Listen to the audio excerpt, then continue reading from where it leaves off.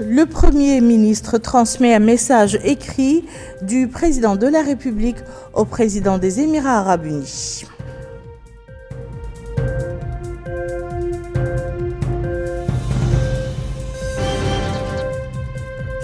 Le ministre de la Justice effectue des visites de prise de contact, d'information dans plusieurs services relevant de son département.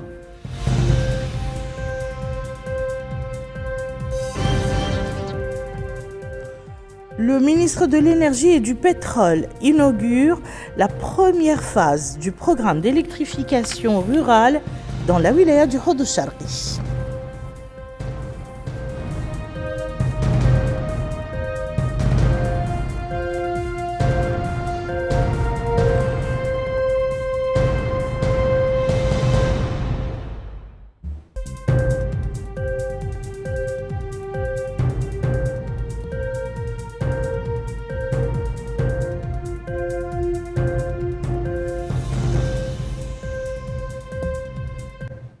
Madame, Monsieur, bonsoir et bienvenue dans le journal. Le Premier ministre, Monsieur Mokhtar Ould Djaï, a remis aujourd'hui à Abu Dhabi un message écrit de son Excellence le Président de la République, Monsieur Mohammed El Ghazouani, à son frère, son Altesse Cheikh Mohammed Ben Zayed Al Nahyan, président de l'État frère des Émirats arabes unis, relatif aux relations bilatérales entre les deux pays et les moyens de les booster.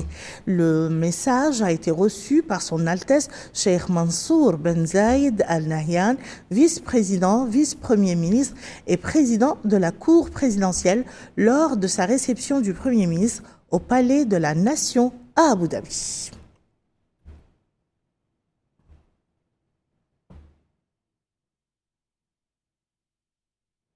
L'ambassadeur du Royaume d'Arabie Saoudite à Nouakchott a organisé une réception à son siège de la capitale hier soir pour célébrer le 95e anniversaire de la fête nationale du Royaume d'Arabie Saoudite. Le gouvernement était représenté à la cérémonie par le ministre de la Justice, Mohamed El Soueidat, le ministre des Affaires étrangères, de la coopération africaine et des Mauritaniens de l'extérieur par intérim, le ministre des Affaires islamiques et de l'enseignement originel, Vadil Ould Sidati Ould Mohamed Louli, Hindou Mtaïnine, conseillère du Premier ministre chargée des Affaires politiques, et l'ambassadeur secrétaire général du ministère des Affaires étrangères, de la coopération africaine et des Mauritaniens de l'extérieur, Daman Ould Hamar. Dans son discours prononcé à cette occasion, l'ambassadeur du Royaume d'Arabie Saoudite en Mauritanie, son Excellence Dr Abdelaziz Ben Abdullah Al-Raqabi, a salué les relations privilégiées, fraternelles et historiques entre la Mauritanie et le Royaume, soulignant que ces relations demeurent fondées sur une coopération sincère et une appréciation mutuelle avec une nette convergence de positions et de points de vue sur les questions régionales et internationales servant les intérêts des nations arabes et islamique et renforçant la paix et la sécurité internationale. Il a ajouté que son pays soutient la Mauritanie à travers d'importants projets humanitaires et de développement. L'ambassadeur d'Arabie Saoudite a déclaré que son pays avance avec confiance vers l'avenir à un rythme accéléré pour réaliser la vision 2030 et les initiatives de transformation nationale et pour positionner le Royaume comme un modèle mondial de développement et de prospérité.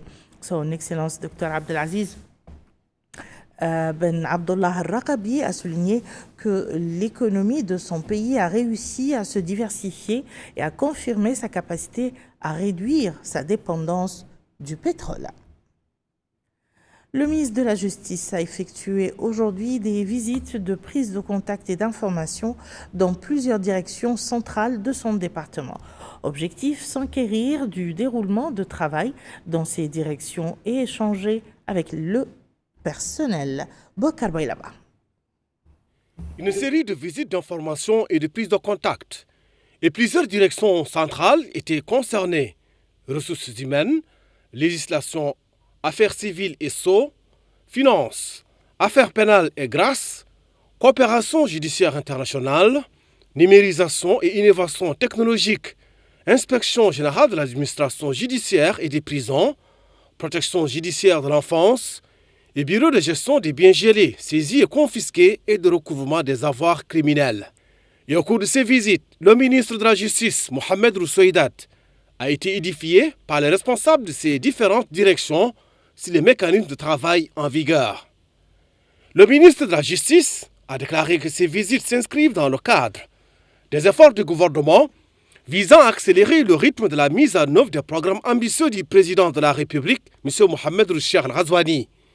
Et cela lui a permis de prendre connaissance sur les conditions de travail de ces services et d'écouter les responsables.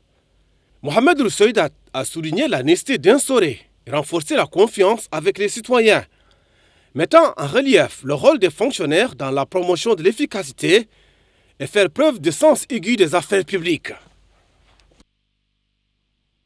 Le ministre de l'Énergie et du Pétrole a inauguré hier la première phase du programme d'électrification rurale dans le village de Gneiba, chef-lieu de la commune du Dhar, dans la Muqata'a de Basseknou. Ce programme est mis en œuvre en coopération avec le PNUD. Il s'inscrit dans le cadre des efforts déployés par le gouvernement pour élargir l'accès des services d'électricité durable aux habitants des zones reculées. Le point avec Maïmouna Lo.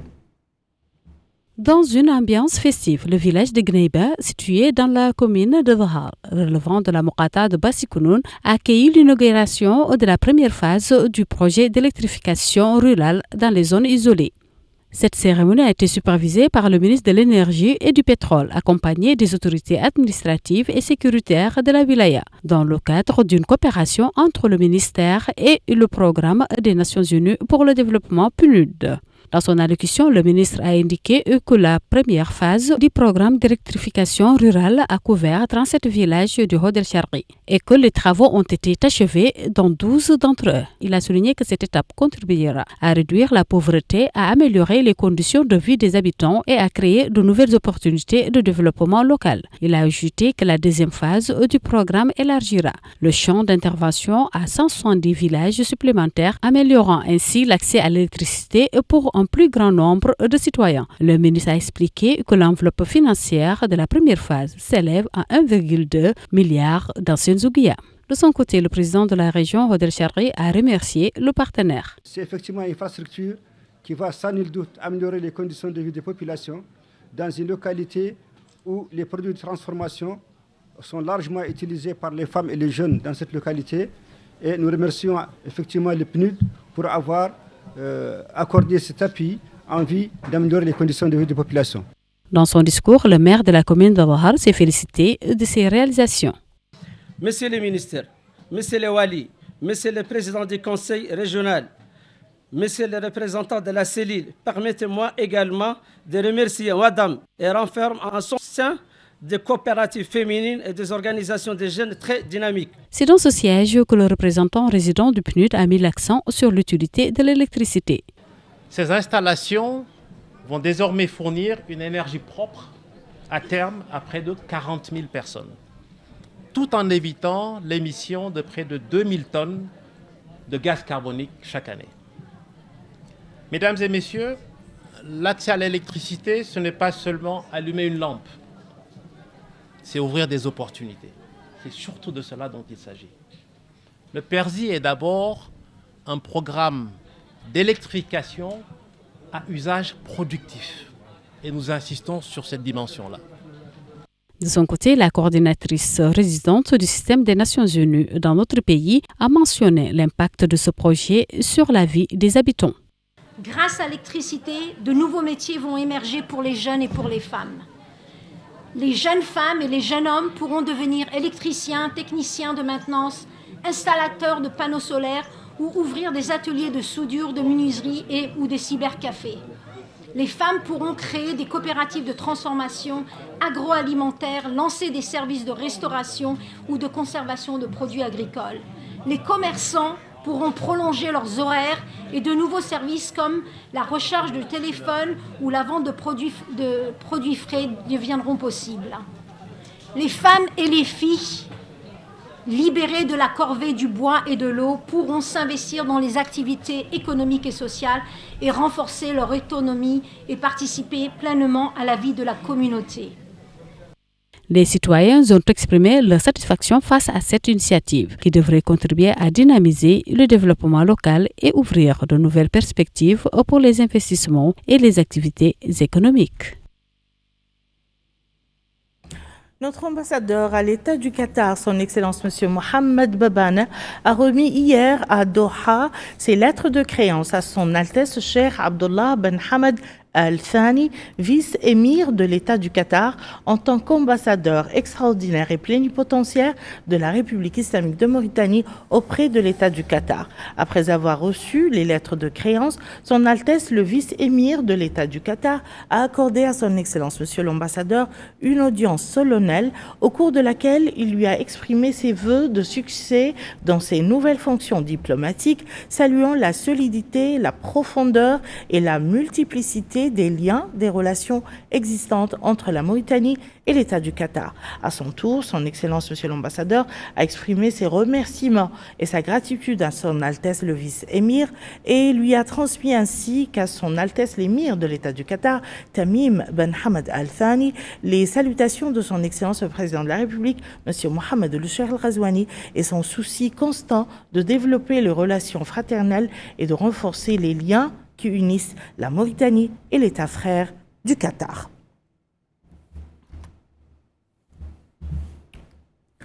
La commune d'El Mina a lancé aujourd'hui à Nouakchott une campagne de nettoyage des établissements scolaires et de comblement des flaques d'eau laissées par les pluies en collaboration avec la société chargée de nettoyage de Nouakchott, Arma Mauritanie. Cette campagne s'inscrit dans le cadre des préparatifs de la rentrée scolaire. Le point avec Yogi Haouva. L'école Ibn Hanbal dans la commune de Sebkha fait partie des 30 établissements concernés par la campagne lancée par la mairie d'El Mina. L'objectif de cette initiative est de nettoyer les écoles et de les préparer pour la rentrée scolaire, conformément aux directives visant à offrir des conditions optimales aux élèves. Après un mois de travaux, la campagne a transformé les établissements avec notamment la plantation d'arbres dans certains cours dans le but de créer un environnement éducatif plus vert et sain. Selon Mohamed Mahmoud Amar, président de l'association des parents d'élèves, cette année promet d'être de qualité grâce à la présence active des enseignants. Il a également salué l'engagement de la mairie incarné par le docteur Moussa Ould Abdallah envers le secteur éducatif. Dans sa phase finale, la campagne se concentre sur le nettoyage des abords des écoles et le comblement des mares d'eau en collaboration avec la société Arma Mauritanie, afin d'assurer un accès sûr aux élèves. Le maire de la commune d'El Mina, Moussa Abdallah, a indiqué qu'après la visite du président de la République, M. Mohamed El-Cheikh Al-Ghazouani, le 30 août, la mairie avait décidé d'intensifier les préparatifs pour la rentrée. Il a précisé qu'avec l'association des parents d'élèves et la société civile, les écoles avaient été nettoyées et les eaux stagnantes drainées.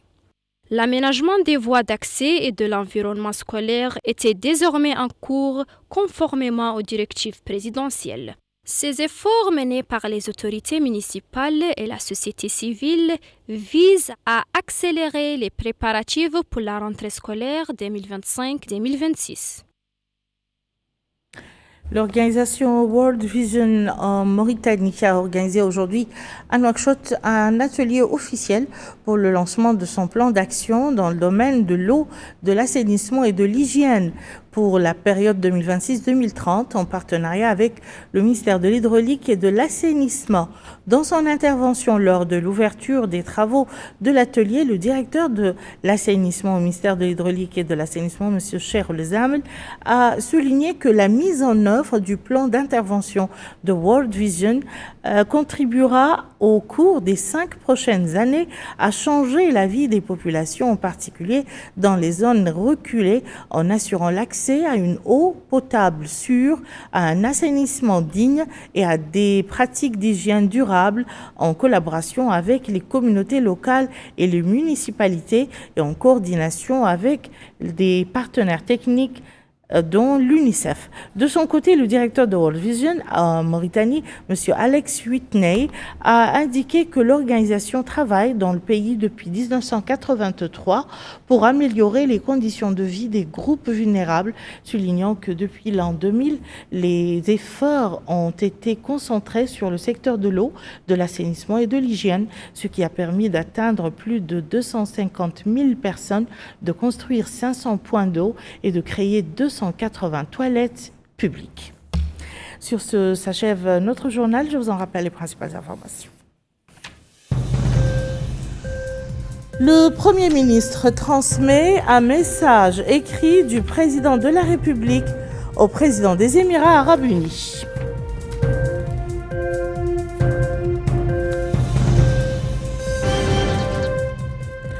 Le ministre de la Justice effectue des visites de prise de contact et d'information dans plusieurs services relevant de son département.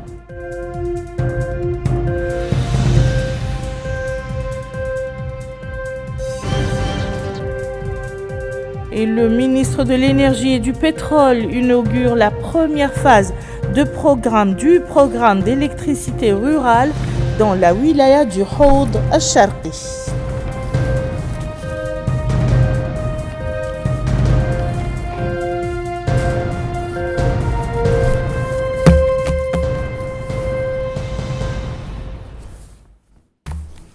Merci, madame, monsieur, de nous avoir suivis. À très bientôt, Inch'Allah.